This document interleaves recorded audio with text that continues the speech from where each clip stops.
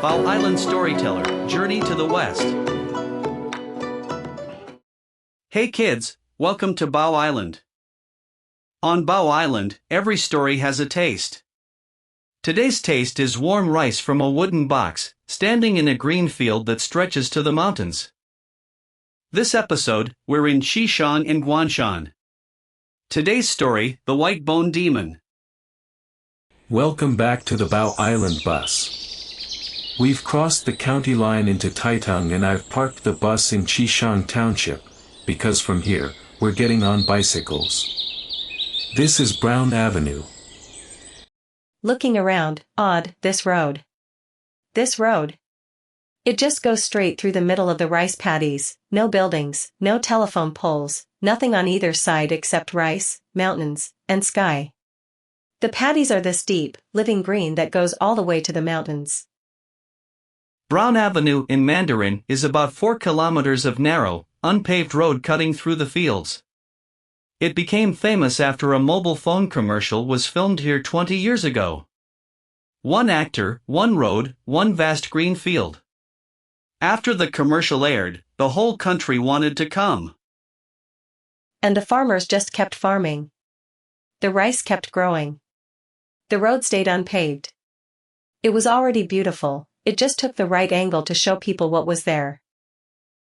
Later today we'll climb up to the Luye Plateau, the paragliding highland where you can see this whole rift valley from above. Colorful gliders drifting in slow circles over the tea gardens and the paddies. Same valley, two perspectives. Down here everything looks peaceful and open. From up there, you can see the full picture, all the fields, all the roads, all the boundaries. Or when you can see through disguises. Pause, that is a very good transition to today's story. There's something here, something you can only taste on Bao Island, where the rice paddies stretch from mountain to mountain and the air smells of wet earth and green growing things under an open sky. Excited, what is it? Tell me, tell me. Take a guess. Mouth full, let me take a bite first.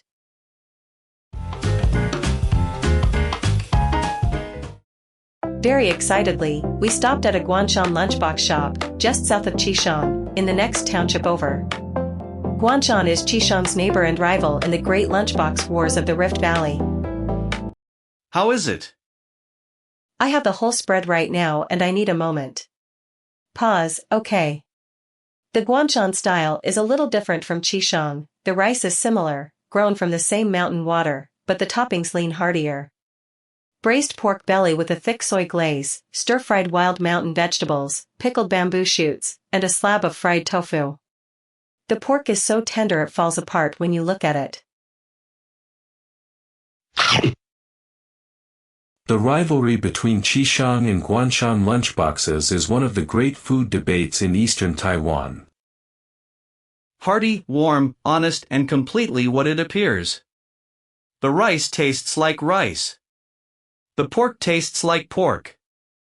Nothing hidden. Nothing disguised. That's the opposite of what's going to happen in today's story. Laughing, you're right. Chapter 27.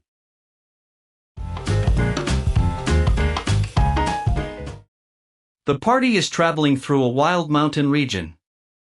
Tang Monk is hungry. He asks Sun Wukong to go find some food. Sun Wukong jumps up into the air, does a quick scan of the area, there's a village not too far, and he can see fruit trees, and he goes off to find provisions. Leaving Tang Monk, Pigsy, Sandy, and the white horse on the road alone. And then something shows up. From behind the rocks, a young woman. Pretty, carrying a basket, walking along the road as if she's just out for a stroll. She smiles at Tang Monk and says, "Hello.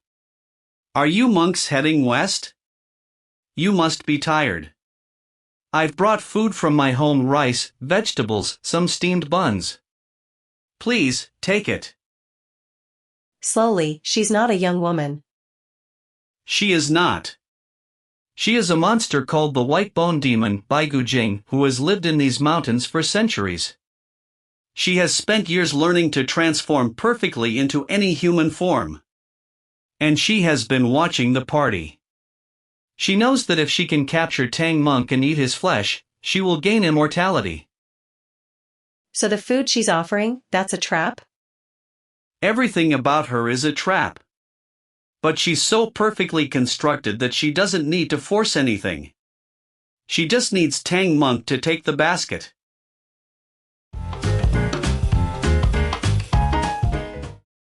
Sun Wukong returned with fruit and dropped down from the sky, and the moment his fire eyes landed on the young woman, he saw it. The monster beneath the disguise. What did it look like? What did he see? His fire eyes don't see what something looks like on the outside. They see what something is. And what he saw was a skeleton wrapped in a human costume, with a monster's heart beating underneath, dripping with the killing intent of something that had eaten people before. Quietly, that is deeply creepy. He raised his staff immediately. But Tang Monk grabbed his arm. Why are you raising your weapon? This is a kind young woman bringing us food. Oh no. Tang Monk doesn't have fire eyes. Tang Monk only sees what's in front of him. A person. Doing a kind thing. And Sun Wukong is about to hit her. How does Sun Wukong handle this? He says, "Master, trust me. This is not a person. Look," and he points out details. The basket contains dirt disguised as food, the woman's shadow falls in the wrong direction, her feet don't quite touch the ground. But Tang Monk can't see any of it. To him, the basket looks full of food. The woman looks kind. The fire eyes see the truth. But you can't see through someone else's eyes. Sun Wukong swings his staff and kills her, or appears to kill her.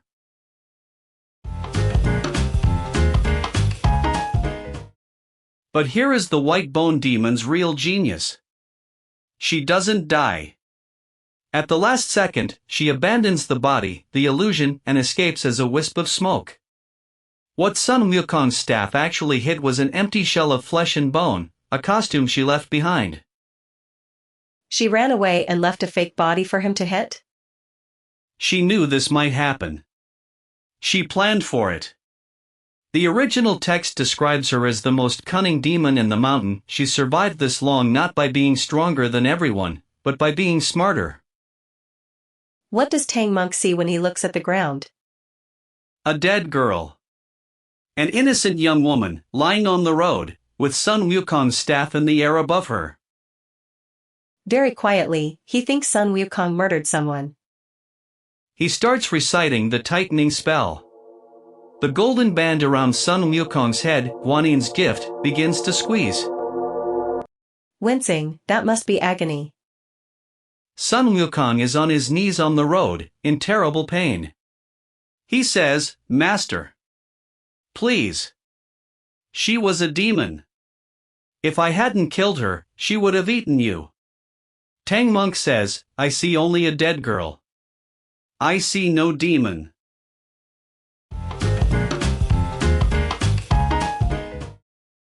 She tries again, doesn't she? The party moves on. Half an hour later, they come around a bend and there's an old woman. Gray hair, bent back, a cane, walking slowly along the road and weeping. "My daughter went out this morning with food for travelers and hasn't come back. Have you seen her?" The old woman is the girl's mother. Who is also the white bone demon. Different costume, same monster inside. Can Sun Wukong see through it again? Immediately. The same deathlight in her eyes. The same shadow falling wrong. He doesn't even hesitate, he raises his staff. Tang Monk must be horrified. Tang Monk shouts, "Stop! Stop! An old woman! Stop!" But Sun Wukong is already swinging. The white bone demon abandons this costume too, another wisp of smoke, and on the road, a dead old woman. Grimacing, this is bad. Tang Monk recites the tightening spell again. Longer this time. Sun Wukong is face down in the dirt, hands pressed to his skull, tears running down his face from the pain and from something else. He says, quietly, Master, I would never hurt a real person. You know me. You know me. Softly, does Tang Monk hear that? Tang Monk hears it. He stops the spell. But he says, one more time, and I will send you away.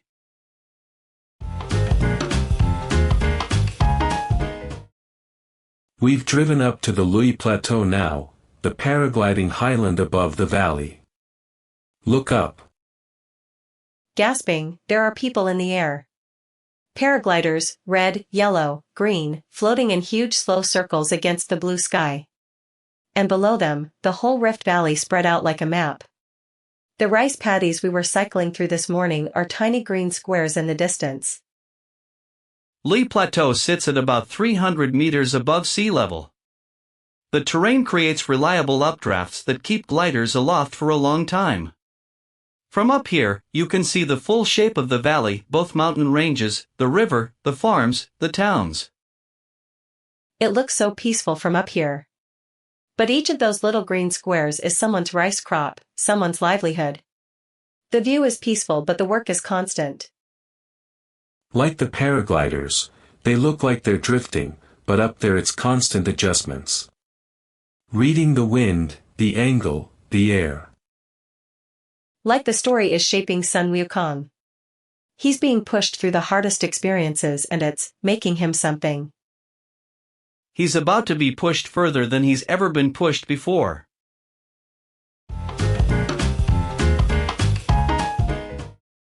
Excitedly, okay. I found this at a little dessert shop in Chishang village. Rice ice cream made from the same pearl rice that goes into the lunchboxes, ground into a paste and churned into ice cream with fresh milk. What does it taste like? You know how Chishang rice has that clean, subtle sweetness? Imagine that flavor cold and creamy. The ice cream has a slightly grainy texture from the rice, not unpleasant, more like a gentle reminder that you're eating something made from a grain, not just sugar and cream. And there's this warm, almost nutty undertone.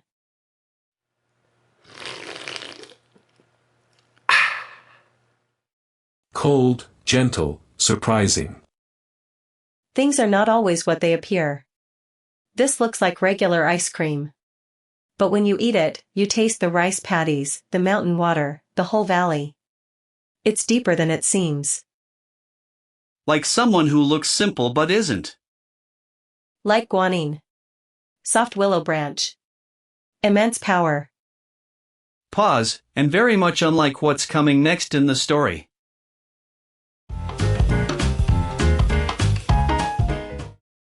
The party has moved on. They round another bend. And on the road ahead, an old man. Thin, white-haired, carrying an incense stick and weeping, walking very slowly. He's calling out, "My wife! My daughter! Has anyone seen them? They went out this morning, both of them, and neither has come back." Groaning softly, she's back. The white bone demon has now taken 3 separate human forms in the same afternoon. Each one more helpless seeming than the last. Each one a more devastating thing to kill in front of Tang Monk. Because who's going to believe Sun Wukong a third time? And this time, Pigsy leans over to Tang Monk and whispers. Pigsy, who is jealous of Sun Wukong, who resents being lower in the hierarchy, who doesn't want Sun Wukong to be right, Pigsy says, "Master, this is the 3rd person he's killed today. There were no demons. He just likes killing." With controlled anger, Pigsy. Pigsy is the reason this goes wrong. Pigsy is not lying about what he believes. He genuinely can't see the demon either. He genuinely thinks these are 3 dead humans. But he's whispering it with a smile. He's using the situation. He's not trying to protect Tang Monk. He's trying to get Sun Wukong in trouble. Sun Wukong swings his staff. The white bone demon flees again, leaving behind a dead old man.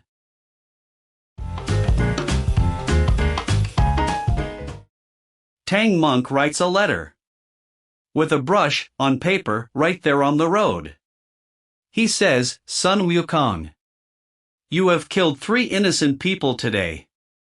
I cannot travel with you. I am releasing you from your oath. You may go back to Flower Fruit Mountain. You are no longer my disciple. Very quietly, oh no.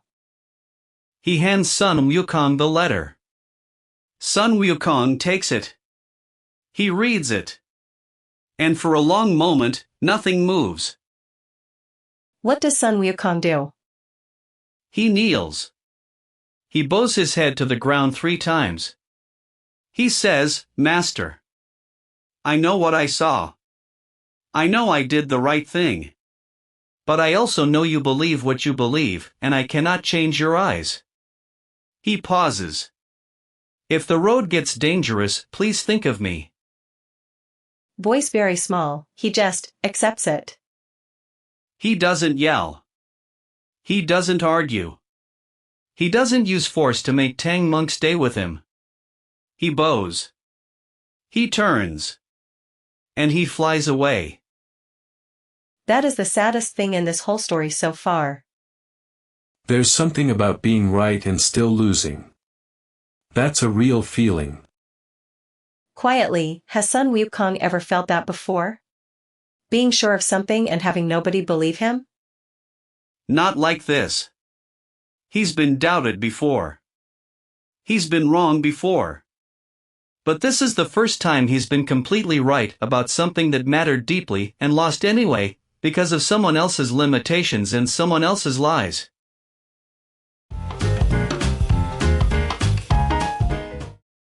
Here is what I find most interesting about the white bone demon. Sun Wukong killed her 3 times. 3 times, he saw her perfectly, acted correctly, did exactly the right thing. And he still lost. Not because she was stronger than him. Because she understood his situation better than he did. She knew that Tang Monk was the weakness. She knew that Sun Wukong's power means nothing without Tang Monk's faith. She didn't try to fight the monkey, she tried to destroy the relationship between the monk and the monkey. And she succeeded. That's a completely different kind of evil. In Journey to the West, the really dangerous enemies are rarely the ones with the biggest armies or the most powerful magic. The most dangerous enemies are the ones who understand your connection to the people you care about, and attack that instead. Thoughtfully, like how, if someone wants to hurt you, the most effective thing they can do is convince the people who trust you to stop trusting you. Exactly. Your power doesn't matter once that's gone. Quietly, I don't like the white bone demon at all. But I respect her strategy. Terrifyingly.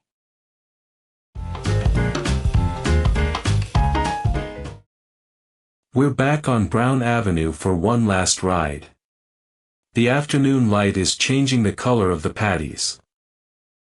Watching, every cyclist is on a different part of the road even though they all started from the same point. Some are racing, some are stopping to photograph every angle. They're all seeing the same fields differently. Sun Wukong reads the world through his fire eyes, he sees the truth of things. Tang Monk reads the world through his faith, he trusts what he sees and what he feels to be right. They're reading the same road. Getting completely different information. And both of them are sure they're right. Tang Monk did not make a foolish mistake. He saw a girl, an old woman, and an old man, dead on the road. He made the only judgment that his eyes and his heart allowed. That's the scary part. He wasn't being stupid. He was being himself. Some rifts happen not because one person is wrong and one person is right. They happen because 2 people, both doing their best with what they have, see completely different things. Quietly, that happens in real life too. All the time.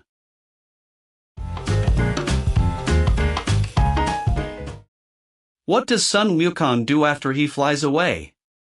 He goes to the South Sea. To Guanin's island. He sits outside her bamboo grove and tells her what happened. Does he cry? The original text doesn't say directly. But it says he sat there for a long time before speaking. And when he spoke, his voice was quiet, which is not how Sun Wukong usually speaks. Softly, he's broken a little. Guanin listens. When he finishes, she says, "Go to Flower Fruit Mountain." Wait. Tang Monk will need you again. She knows. She knows because she's seen how this journey goes. The separation is not the end. It's a chapter. That must be hard to believe when you're sitting outside a bamboo grove having just been sent away by the person you were protecting. Very hard. But Sun Wukong goes.